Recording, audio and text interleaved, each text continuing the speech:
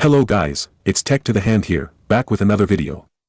A video of Samsung Galaxy S21 FE being unboxed was shared by Redditor u/UnknownWon, spotted by GSMArena. The video shows the Samsung Galaxy S21 FE sporting a familiar design, resembling the Galaxy S21 series.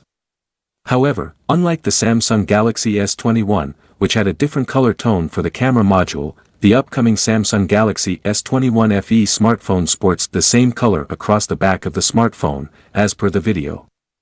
In the unboxing video posted is shown that the S21 FE will have the ability to switch between 60Hz and 120Hz refresh rates, but without the option of adaptive refresh rate that helps in extending battery life.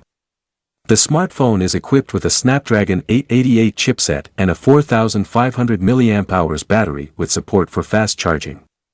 The camera sensors on the S21 FE are reportedly the same as the S20 FE, according to the Redditor.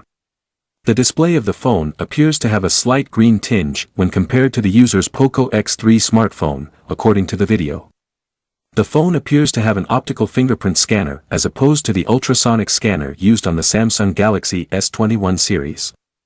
Previously, official Samsung Galaxy S21 FE phone covers were spotted on the company's website, giving enthusiasts an idea of what to expect from Samsung's upcoming smartphone.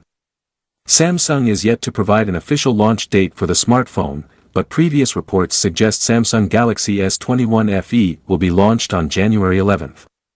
The smartphone is tipped to cost £699 sterling, roughly 70,100 rupees, for the 6GB RAM plus 128GB storage variant, while the 8GB RAM plus 256GB storage variant is said to cost £749 sterling, roughly 75,200 rupees, according to an earlier leak.